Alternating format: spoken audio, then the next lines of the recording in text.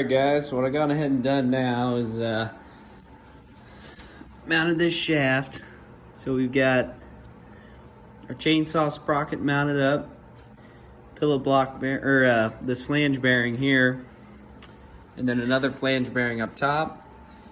And this plate is tapped. These are bolted down. This is our 1-inch keyed shaft that'll spin that sprocket there. And the bar mounts are done. They're on the saw, and then again these bars will slip up into these bushings to mount that up inside there. So now what's up next is I got the plate for the motor.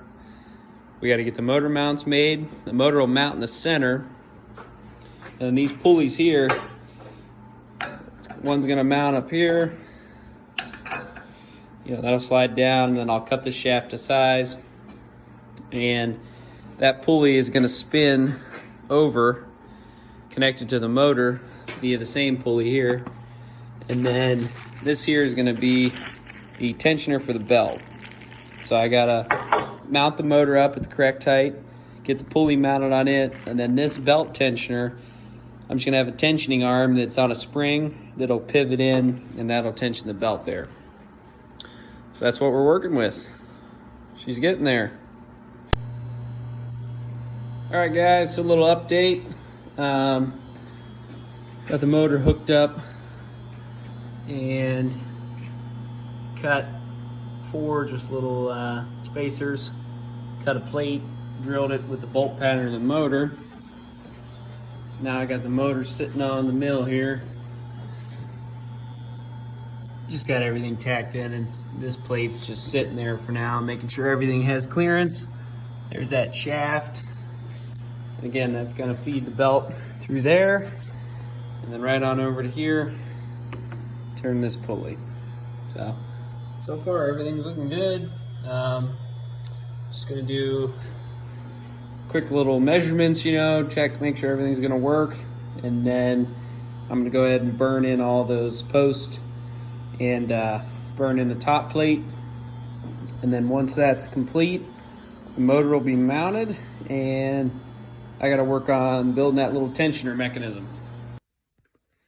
All right guys, so the motor's mounted.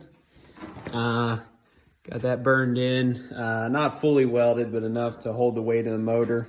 Now I've got it mounted up. Just stuck the pulley on the bottom for a minute there, and started working on the tensioner. This is just sitting here loose on a bolt, but this is kind of tacked in place. Get an idea for that belt will run over here to this pulley, so the tensor will pull on it. I got a spring over here. I need to think a little bit more on that and get that set up, but yeah, just kind of laying it out. And then I got into the wiring harness and got this control panel. Need to fill in these little round spots here, but yeah, that's control panel. Throttle's mounted here, choke is in the middle, and then a little computer gauge cluster thing. I test fired the motor just quickly there, and the motor turns over. This thing's been sitting quite a long time, so I'm gonna clean it up a little bit. Looks like some rats chewed on the wires a little bit. So yeah, I'm gonna clean it up. Probably have to pull the carburetor off and clean that out, get a new air filter, but it's looking like it's gonna work all right. So I got the belt measured. That's on order, and I got a new air cleaner on order. So once those parts come in, then I can hook the belt up. I kind of wanted the belt before I finish building this tensor, because I need to know kind of how much distance I need. So this is kind of this is all just tacked in for now. And I want to make some sort of arm over here to disengage the tensor. So probably have an arm mounted. That way when it's up and running, if you need to shut it off immediately for any reason, you drop the arm and it'll disengage the belt. But I still got to tinker around with that a little bit. And then I got to mount this gauge cluster over here somewhere, and then mount a little spot for the battery and the fuel tank. So there's already some weight on that side with that whole pulley mechanism. So I think I'm gonna mount the battery and the gas tank over here just to balance it a little bit better. And then I might add a piece of plate, just a flat piece of plate in here as a kind of some reinforcing along this edge, because I know that we're going to be lifting it up from the two sides. So I might add just a piece in, like a thin piece of 1/8 inch plate, just to kind of box this channel, give it a little more rigidity. And then need to put a handle here and a handle on the other side so two guys can pick this thing up, because the whole plan is that two guys will be able to pick this thing up together and then set it on the tree. All right, guys, so a little update here. What I've gone ahead and done is got the belt tensioner built, and so the motor was mounted a little too low because I decided to use this. This is like a PTO attachment for a lawnmower, and it's got a little 12-volt like solenoid that engages the belt. So in the neutral position, this is free moving. Until you apply power, there won't be any contact there. So there's it's kind of like a safety feature. So now when the motor's on, it won't be spinning this pulley until I hit the PTO button, and then that'll send power through that pulley over to here, you know, start spinning the saw. So I don't know, it might be kind of a lot of a shock load, because that thing engages. There's no like loop, you know, slow engagement. It like engages all of a sudden. So we'll see. If I explode belts and stuff, then we'll have to think of something else, but hopefully it'll work. But to use that, I had to bring this whole thing up a little bit. So I just cut some spacers, and they're tacked in, not fully welded. Once I get this thing fully built, I'm gonna tear it down and finish weld everything and paint it. But that's that. And then I built the tensioner. So just have an idler mounted here, backside idler. And then I've got just an eye bolt and a big spring, tension down, and that holds tension. So I think this is enough tension. I don't know, we'll see. If it's slipping and burning the belt, then I'll have to tighten it up more, but hopefully that works. And then I'm messing around with getting this motor running. I gotta still mount this gauge cluster, and I got a battery for it and the air cleaner. So it cranks over.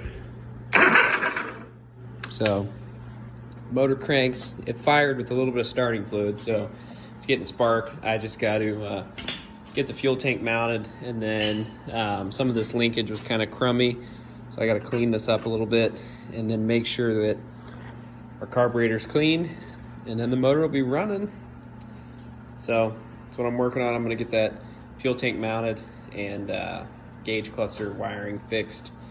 Yeah, hopefully I can get this motor running, and then it'll be time to stick the blade on and go for a test run. All right, guys, so a little update. Just test fired everything. I got the battery mounted up. Just put on some little cross pieces to hold it in there. I took the angle grinder, cut this piece of 1/8 inch plate. I had to notch all these little spots and hand file them to get all the little gauges and everything to mount in, but that's our control panel.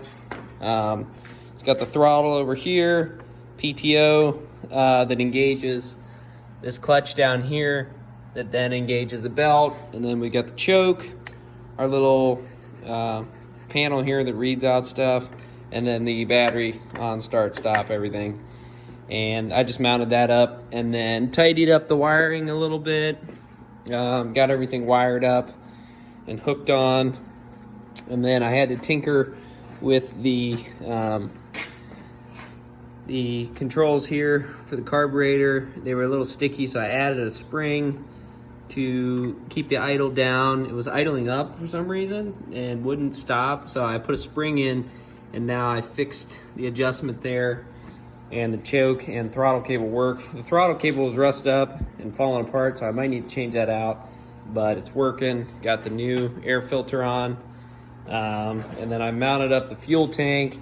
I put it over here just to kind of balance some of the weight out. So the fuel tank's sitting over here. I still got to cut the fuel line, get a new fuel filter, and replumb the line. But I'm going to do that after I tear everything down and paint it, and then I'll do all the final finishing touches. There's also some kind of sketchy wiring up here. I might come in here and clean this wiring up a little bit because there's some crappy crimps and stuff that could fail eventually. And then I need to change the oil in that motor because I have no idea when it was changed last. But the belt tensioner, I had to change the pivot point from here to here to get the right tension on the belt, but now the belt is nice and tight. All right guys, I'm over here working on this oil drip for the saw. So what I've done is just took a piece of 3-inch Schedule 40 and glued a cap on one end, and I drilled the cap out to 3/4 of an inch, and then just kind of force threaded this brass nipple in, and it's super tight. I might put a little bit of epoxy around it, but honestly I think it's okay the way it is. And I put a brass nipple in there, and then before that I soldered this piece of copper pipe on, put a compression fitting valve on here, like a toilet valve, and then that's going to go to this copper pipe, and then the copper pipe will run down to the saw bar, and it's kind of flexible so you can position it where it drips right on the chain. So that's the plan there. And then on the top, this thing can't draw a vacuum or else oil won't drip out via gravity. So I've got a cap, just a threaded cap, and then this will thread in the top so you can open it up, fill it with oil. But then in order to have air get through, I got this little, it says sprayer suction strainer. It's a mouthful.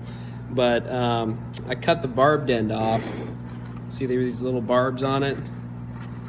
I just used a little pipe cutter and cut that off, drilled this out, and then this fits tight down in there.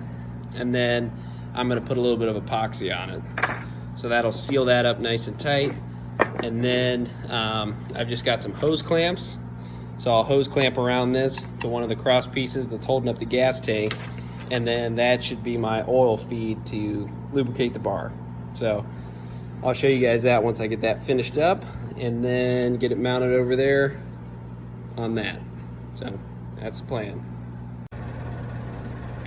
All right guys, sorry I got the homemade fume extractor running. It might be a little loud, but I am making feet for the saw so that when the saw is when you're not using it, you can set it on the ground, and that way it's not resting on the bar, because right now the bar would be touching the ground.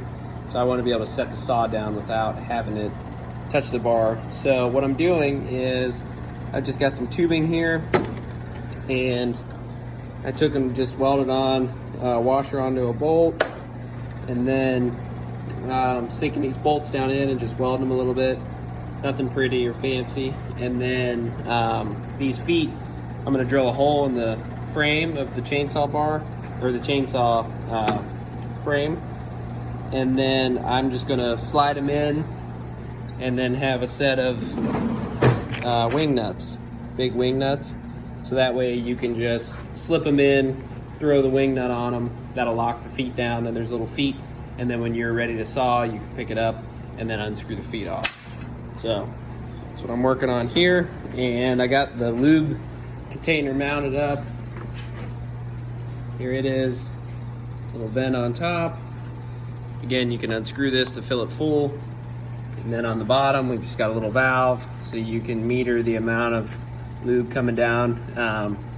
The flow of this valve is meant for more than what I want, but I think if I just crack it a little bit, this chainsaw bar lube is pretty viscous fluid, so I think that it will not really want to blow past that. But if this valve, I'm pretty sure it'll work, but if it's too big of a valve, I can always change it out. And then over here, again, I just put this copper pipe on, this compression fitting, and then I bent the pipe and welded a nut onto the edge of the guide. And then again, this is flexible, so you can pull this out of here, but then that little nut just locates this pipe. That way, when things are vibrating and banging around and stuff's happening, you don't have to worry about that getting knocked out of place. And then this whole thing moves up and down. So this, I left a little bit extra pipe and it's flexible. And this would be one of the deeper cuts you'd be taking, like a 6-inch cut. So when you shallow it up to the shallower cuts, this pipe can flex and still clear the belts and everything. But if the copper work hardens over time and wants to fatigue, I might switch this out to a flexible hose, because now after looking at it and seeing how I can just fixture it down here, I could just braze a fitting in or something down here and then just have a piece of flexible hose too. But yeah, hindsight's always 20/20. But since I already set it up like this, I'm gonna run this and see how that works. And then if I have any issues, I can always change it out later. So, but yeah, I'm gonna get these feet done, and then I gotta drill some holes in the frame here to get the feet in. And then once I get those drilled, feet will be in, and then all that's left is I gotta make a handle on either side. And then I think after that, that's really everything. And then I'm gonna tear this whole thing down and finish weld everything, and then get it cleaned up and get a coat of paint on it so I can get it back together. That's what's going on. All right, guys, a little update here. I got the chainsaw mill wrapped up. Put some handles on either end, so when you're driving it through, you got something to hold on to. Batteries mounted, electrical's done. I gotta put the cover on the motor, but I'm about to tear this whole thing down to get it ready to paint, so I'm not worried about that. Lube container's done, hooked up, belts are on. I just finished breaking the chain, riveting a new chain together. So that is the bar. There's a little setup back here with the drive wheel.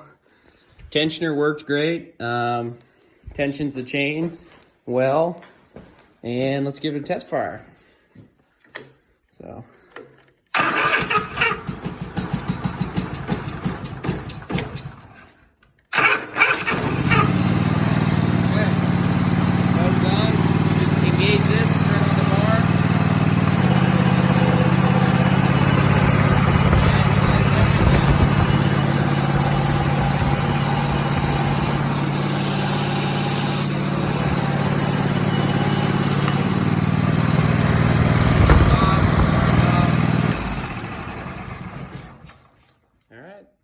So there she is. She's working. Tensioner worked great. Chain's nice and tight. Just what you want. Yeah, I'm super excited. The depth measurement is working good. Again, I just got the shaft collars above and below. And then you just measure off of here and then equal it on both sides. And yeah, she's all done. And it works. Other than I haven't put it through a log yet, but I'm gonna go ahead and I still got some finish welding to do.